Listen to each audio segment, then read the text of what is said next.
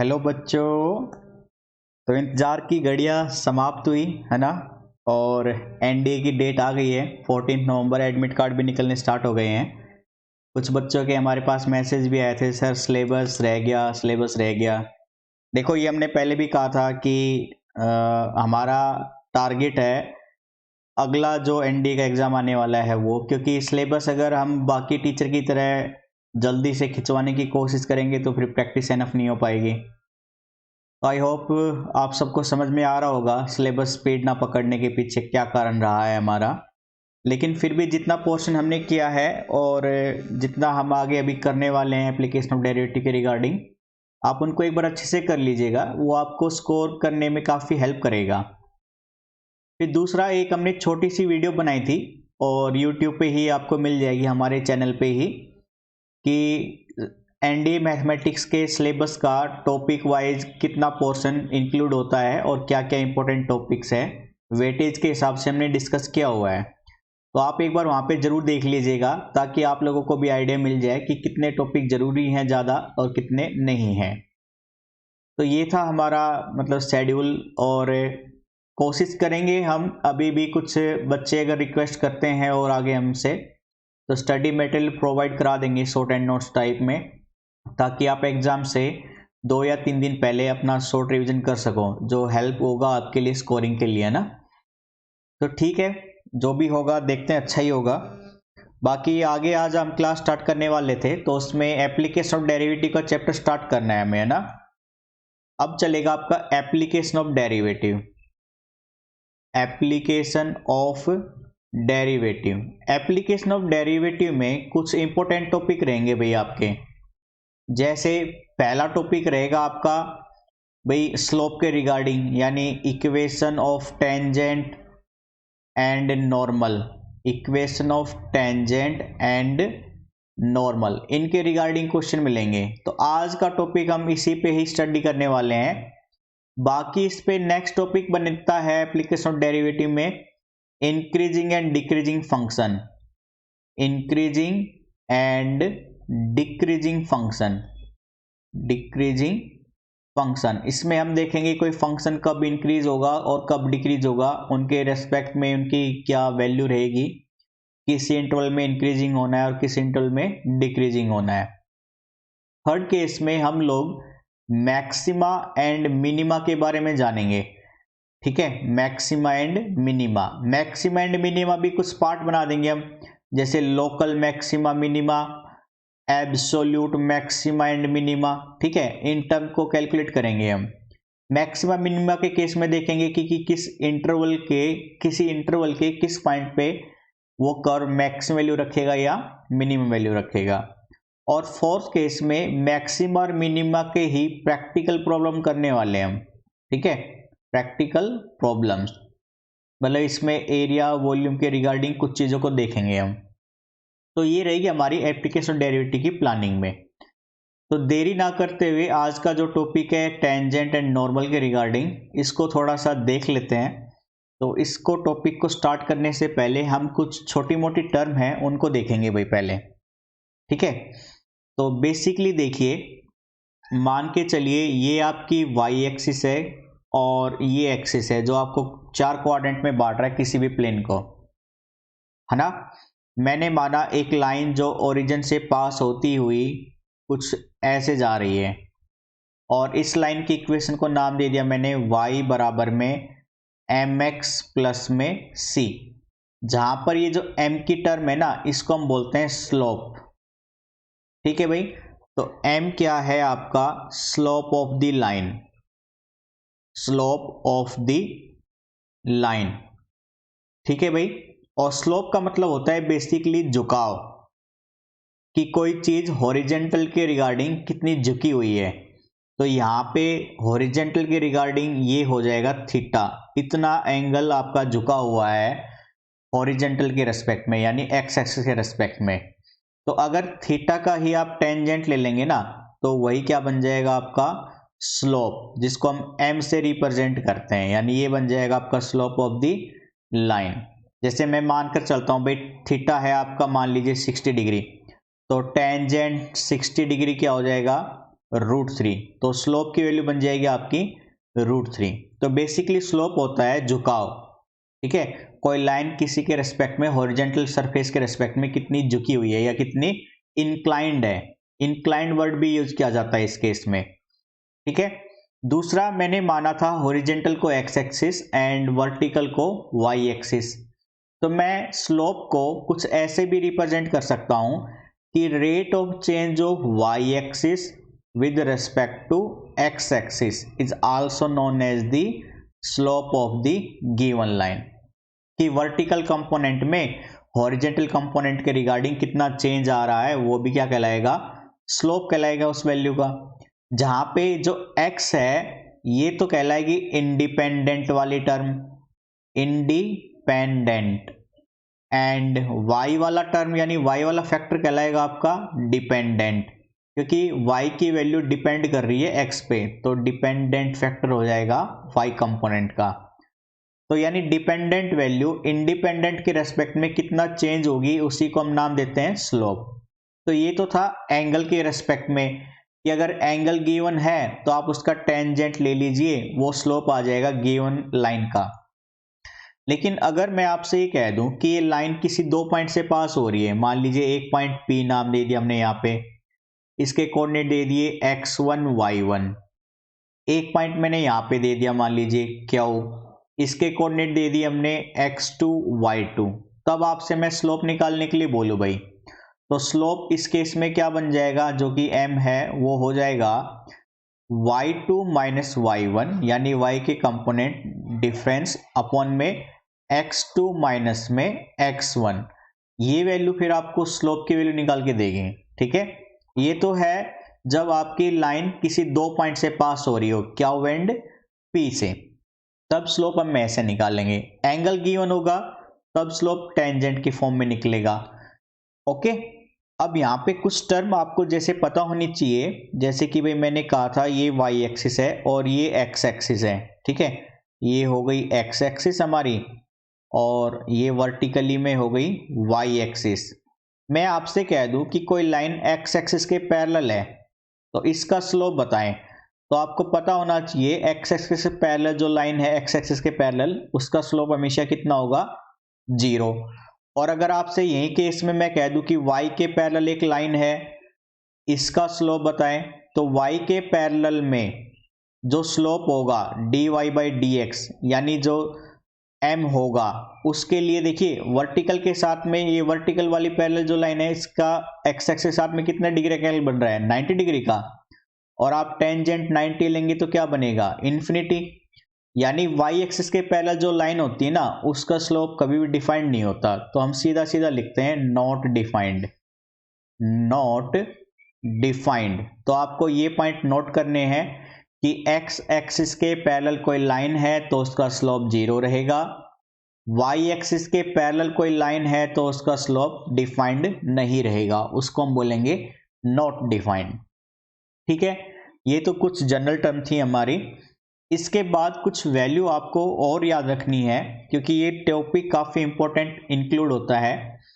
तो जैसे बेसिकली मान लीजिए मैं एक टर्म लेता हूँ, लेकिन मैं कुछ वैल्यू और बता दूँ आपको। मान लीजिए m1 तो है आपका किसी फर्स्ट लाइन का slope, slope of first line, ठीक है। और स्लोप निकालने का तरीका हमने देखा है, या तो दो पॉइंट से पास हो रहा होगा या किसी एंगल से इंक्लाइंड होगा, तो उस दोनों के केस में हमने देखे थे। और m2 मैंने कंसिडर कर लिया, ये है स्लोप ऑफ सेकेंड लाइन। तो इस केस में अगर मैं आपसे ये कह दूं कि m1 और m2 इक्वल है, तो आपको याद रखना है दोनों लाइन पैरेलल होगी वहां पे, 2 यानी both lines are parallel, both lines are parallel. उस केस में दोनों की दोनों लाइन क्या इंक्लूड होंगी, पैरेलल। और अगर m1 यानी पहले लाइन का स्लोप गुना में सेकेंड लाइन का स्लोप का प्रोडक्ट -1 आ रहा हो, तो इसका मतलब दोनों लाइन एक दूसरे के पे परपेंडिकुलर है, तो both lines are perpendicular to each other, perpendicular to each other, दोनों एक दूसरे के क्या है बच्चों, वो परपेंडिकुलर है, ठीक है।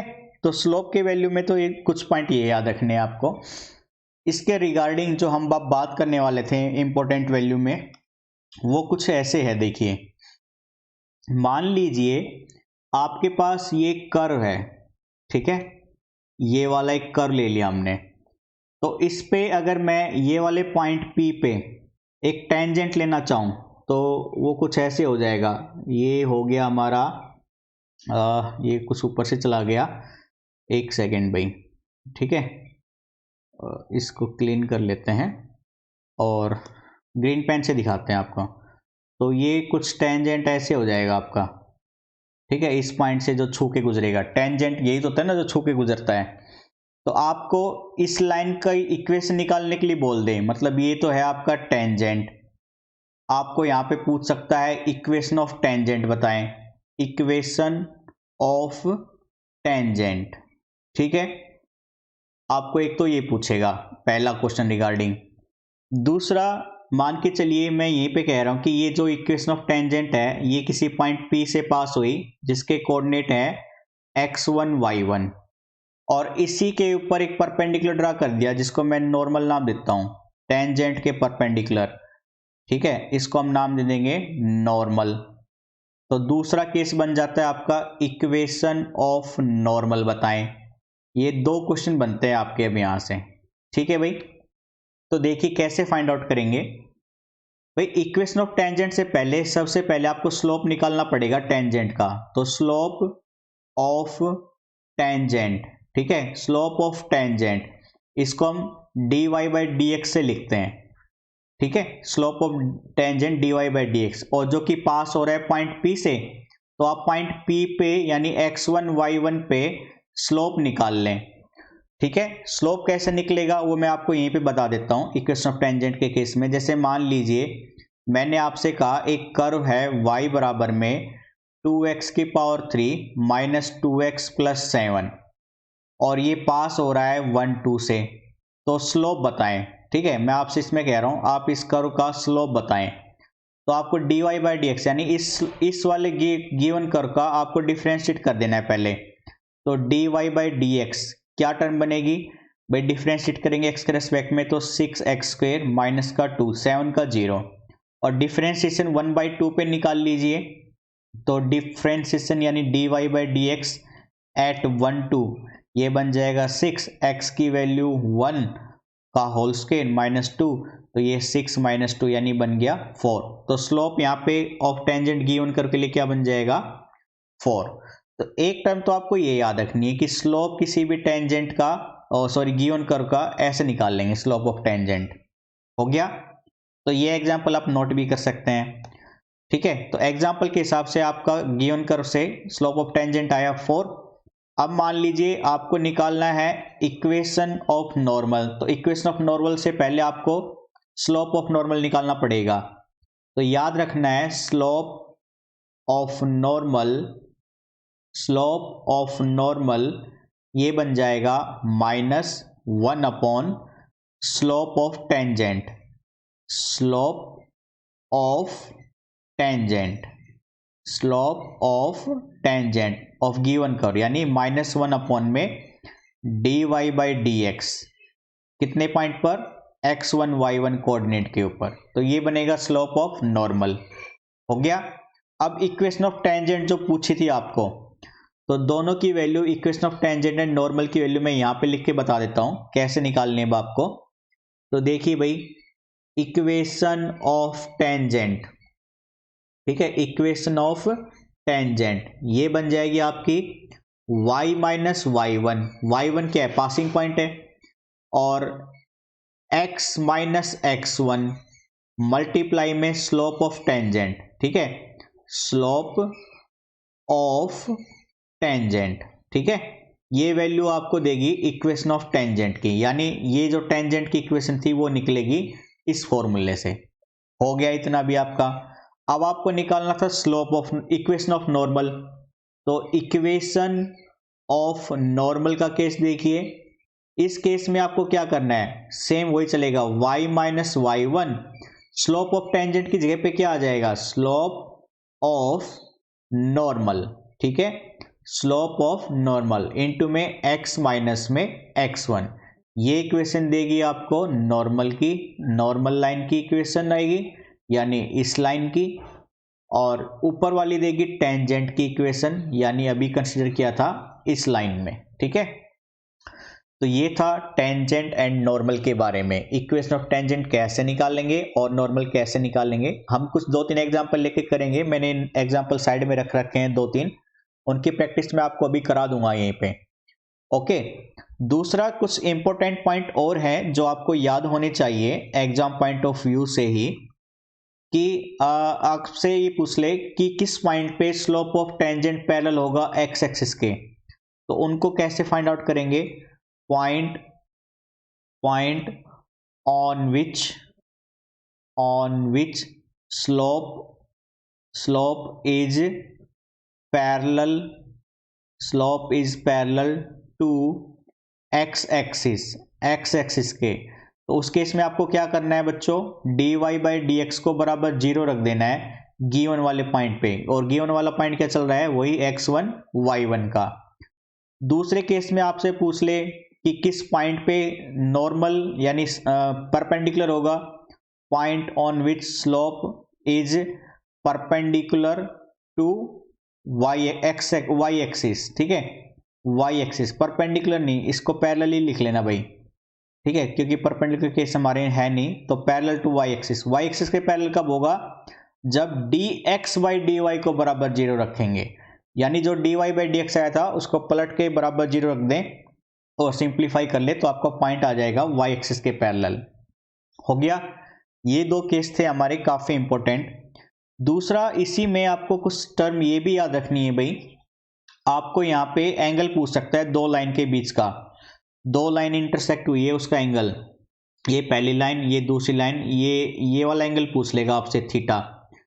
पहली लाइन का स्लोप m1 है, दूसरी लाइन का स्लोप m2 है, तो आपको याद रखना है थीटा की वैल्यू, यानी टेंजेंट थीटा क्या बनेगा उस केस में, m2 माइनस m1 अपॉन में 1 प्लस m1 गुना में m2, मॉडुलस फॉर्म। मॉडुलस क्यों लेते हैं, क्योंकि एंगल हमेशा एक्यूट वैल्यू के अंदर होना चाहिए, तो ये देता है एंगल बिटवीन 2 लाइंस, तो ये फॉर्मूला है आपका एंगल बिटवीन 2 लाइंस का।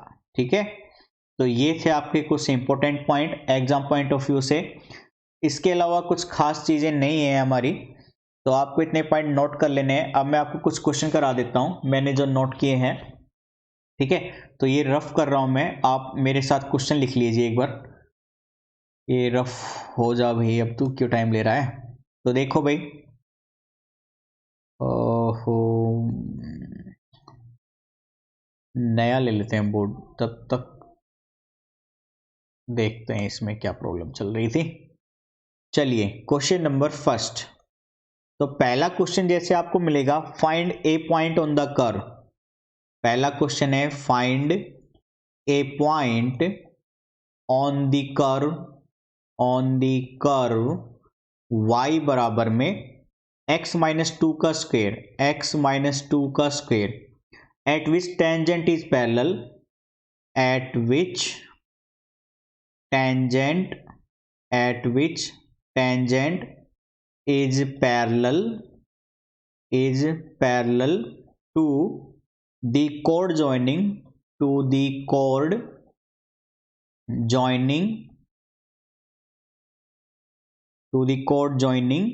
the points 2 0 and 4 4। ठीक है, तो आपको एक पॉइंट निकालना है जो गिवन कर्व के, यानी मतलब जो कर्व गिवन है उसके ऊपर वो पॉइंट निकालना है जिसका टेंजेंट उस गिवन कोड के पैरेलल हो। तो क्वेश्चन मेरे हिसाब से आप सभी को समझ में आ गया होगा। तो देखिए, आपको जो पॉइंट निकालना है उसकी बात चल रही है। तो सबसे पहले जो कर्व है इसका टेंजेंट निकाल लेते हैं। तो कर्व है आपके पास y बराबर में x माइनस 2 का होल स्क्वायर, तो टेंजेंट निकलेगा dy बाई डी एक्स से भाई। डिफ्रेंशिएट करेंगे पहले पावर का, फिर x माइनस 2 में x का 1 2 का 0, यानी ये टर्म बन गई 2x माइनस का 4। फिर कहा गया कि ये टेंजेंट पैरेलल है इस कोड के, और कोड यहाँ से पास हो रहा है, तो मैंने माना ये कोऑर्डिनेट तो x1 y1 है, ये कोऑर्डिनेट x2 y2 वाले हैं। तो आपको पता है भाई स्लोप क्या होता है यहाँ से, y2 minus y1 x2 minus में x1। मान लीजिए इस लाइन के स्लोप को m2 ले लेते हैं, तो y2 है 4, y1 है आपका 0, x2 है 4, x1 है 2, तो ये बन जाएगा 4/2 यानी 2। तो सेकंड कोड यानी जो कोड है उसका स्लोप बन गया 2, और इस स्लोप को मैंने यानी टेंजेंट को m1 नाम दे दिया। और पैरेलल की कंडीशन में क्या होता है कि m1 और m2 दोनों लाइन के स्लोप पैरेलल होंगे तो इक्वल भी होंगे। तो यानी m1 की वैल्यू थी 2x माइनस 4, m2 है 2, तो आप यहाँ से x की वैल्यू निकाल लेंगे तो ये बनेगी 3। अब x की वैल्यू जो 3 थी ये गिवन कर्व में रख दीजिए, तो y बन जाएगा 3 माइनस 2 का स्क्वायर यानी 1। तो कोऑर्डिनेट बन गए 3 and 1, यानी इस पॉइंट के ऊपर टेंजेंट पैरेलल होगा गिवन कोड के। तो इस तरह के आंसर आपको सोल्व करने हैं क्वेश्चन में, ठीक है। तो 3-1 आंसर बन जाएगा। ये था पहला एग्जाम्पल। चलिए एक एग्जाम्पल और लेके देखते हैं हम, कुछ ऐसा ही सिंपल सा। तो एग्जाम्पल में क्वेश्चन है find the point on the curve, find the point on the curve, और कर्व की वैल्यू है भाई 2x² minus 6x, 2x² minus 6x minus 4, at which the tangent is parallel, at which tangent is parallel to the x-axis, ठीक है, x axis के parallel है। तो given curve जो था उसका स्लोप निकालेंगे भाई 2x² माइनस 6x माइनस 4 का। तो स्लोप यानी dy/dx क्या बनेगा 4x माइनस 6, और आपको बोला गया है पैरेलल है x एक्सिस के। हमने कहा था x एक्सिस के पैरेलल हो तो dy/dx को बराबर 0 रख दो, और y एक्सिस के पैरेलल हो तो क्या कहा था dx/dy को बराबर 0 रख दो। तो x एक्सिस के पैरेलल है इसलिए इस कंडीशन से जाएंगे, तो इस कंडीशन से बराबर रखा 0, 4x बराबर 6, x बराबर आ जाएगा 3/2। x की वैल्यू इस कर्व में रखी तो y की वैल्यू बन जाएगी फिर आपकी 2x का होल स्क्वायर यानी 3 का स्क्वायर 9, 2 का स्क्वायर 4, माइनस 6 इंटू 3/2, फिर माइनस का 4, तो ये बना 18/4, माइनस का 9 और माइनस का 4, तो 18/4 माइनस का 13, और एलसीएम लेंगे तो 4, 18, 13 चौक 52, तो ये बनेगा भाई 52 में से 10 गया 42, 42 में से 2 गया 40, 34 माइनस का 34 अपन में 4, 17/2 माइनस का, तो माइनस का 17/2 y की वैल्यू, और x है 3/2। तो इस वैल्यू के ऊपर यानी इस पॉइंट पे जो स्लोप है वो पैरेलल बन जाएगा x एक्सिस के, ठीक है। तो ये कोऑर्डिनेट कुछ ऐसे निकालने रहते थे। चलिए एक और क्वेश्चन कर लेते हैं टेंजेंट नॉर्मल के हिसाब से। हमने आपको बोला था कि क्वेश्चन करा देंगे हम, तो देखिए क्वेश्चन कुछ ऐसे है ताकि आप लोगों का थोड़ा सा बेस बन जाए, इसलिए कुछ क्वेश्चन करा रहा हूं मैं आपको यहीं पे। हालांकि प्रैक्टिस करेंगे हम 100 से 150 क्वेश्चन इकट्ठे कर रखे हैं। Find equation of tangent and normal बोला गया है आपको, find equation of tangent and normal to the curve, curve है भाई आपका y बराबर 2x³ minus x, 2x³ minus x minus 5 at the point -1 and 1 minus 4 है, -1 नहीं था, ये है 1 एंड -4, 1 एंड -4। तो देखिए स्लोप निकाल लेते हैं dy/dx, ये बनेगा 3 दूनी 6x² माइनस का 1। अब इस पॉइंट पे स्लोप निकाल लीजिए यानी dy/dx एट 1 माइनस 4 पे, तो ये बन जाएगा 6x की जगह पे 1, तो 6 1 5 आ गया, dy बाई डी एक्स जो 5 आया है ये क्या है, स्लोप ऑफ टेंजेंट है, स्लोप ऑफ टेंजेंट, ठीक है, जो कि कितना है भाई 5 आया है। और स्लोप ऑफ नॉर्मल ये क्या बनेगा, माइनस का 1/5, अभी पढ़ा था फॉर्मूले में। तो आपको पहले इक्वेशन ऑफ टेंजेंट निकालनी थी, तो इसलिए भाई equation of tangent, equation of tangent क्या बनेगी, y माइनस y1 क्या है -4, फिर बराबर में स्लोप ऑफ टेंजेंट जो कि 5 है, x माइनस में x1 1 है आपका, सिंप्लीफाई करेंगे y प्लस 4 5x माइनस का 5, ठीक है। तो ये टर्म बन जाएगी आपकी इक्वेशन में, 5x इधर ही है मतलब राइट हैंड साइड में, y इधर आएगा माइनस का 4, इधर आएगा माइनस का 9, तो ये इक्वेशन बन जाएगी आपकी इक्वेशन ऑफ टेंजेंट। अब आ जाइए भाई इक्वेशन ऑफ नॉर्मल के लिए, तो नॉर्मल की इक्वेशन देखो कैसे निकलेगी वापस से भाई, वही y minus y1, equation of normal में स्लोप ऑफ नॉर्मल लेते हैं जो कि -1/5 है, और x माइनस में x1 सोल्व करेंगे भाई, तो ये बनेगा y plus 4 minus x plus 1/5, तो क्रॉस मल्टीप्लाई करेंगे तो वैल्यू बन जाएगी 5y प्लस में 20 माइनस एक्स प्लस 1, यानी इक्वेशन बन जाएगी x प्लस का 5y और प्लस का 19 इक्वल टू 0। तो ये इक्वेशन ऑफ नॉर्मल है। इक्वेशन ऑफ टेंजेंट और नॉर्मल ऐसे निकाली जाती है, सिंपल है। अब देखिए स्लोप से मेरे को याद आ गया, कुछ एक स्लोप आप ऐसे भी कैलकुलेट कर सकते हैं, जैसे मान लीजिए मैंने आपको कहा एक लाइन है 2x प्लस 3y माइनस का 5 बराबर 0, इसका स्लोप बताएं dy बाई डी एक्स। तो आप स्लोप ऐसे भी याद रख सकते हैं, minus coefficient of x upon में कोफिशिएंट ऑफ y, इस टर्म से भी याद रख सकते हैं। तो क्या बनेगा, कोफिशिएंट ऑफ x है 2 और कोफिशिएंट ऑफ y है 3, यानी स्लोप बन जाएगा माइनस का 2/3। लेकिन याद रहे ये सिर्फ लीनियर इक्वेशन के लिए पॉसिबल है, यानी पावर 1 हो तब आप इसका सीधा सीधा यूज कर सकते हैं इस फॉर्मूले का, या आप इस टर्म में भी लिख सकते हैं y बराबर में x प्लस सी, कंपेयर करके जैसे उस इक्वेशन को मैं लिखता ऐसे, तो ये बनता 3y बराबर में माइनस का 2x प्लस 5 और y बराबर में माइनस का 2/3x प्लस का 5/3, और कंपेयर करते तो m की वैल्यू आती माइनस की 2/3, जो कि पहले जो अभी कैलकुलेट किया बिल्कुल उसके जैसा है। तो ये थे हमारे एप्लीकेशन ऑफ डेरिवेटिव में टेंजेंट एंड नॉर्मल के रिगार्डिंग क्वेश्चन। तो ये थी बेसिक क्लासेज आज की 1, ऐसी 2-3 बेसिक क्लासेज और करेंगे जिसमें मैक्सिमा मिनिमा और increasing decreasing and practical problems के बारे में स्टडी करेंगे। उसके बाद आपके 100 से 150 हमने पुराने क्वेश्चन इकट्ठे कर रखे हैं एनडीए के, उनको भी डिटेल में प्रैक्टिस करने वाले हैं, ठीक है। तो आपसे बस लगातार साथ रहने के लिए आपसे रिक्वेस्ट की जा रही है, आप अपने दोस्तों को भी हमारे बारे में बताएं ताकि किसी पेड क्लासेस की जरूरत ना पड़े बच्चों को।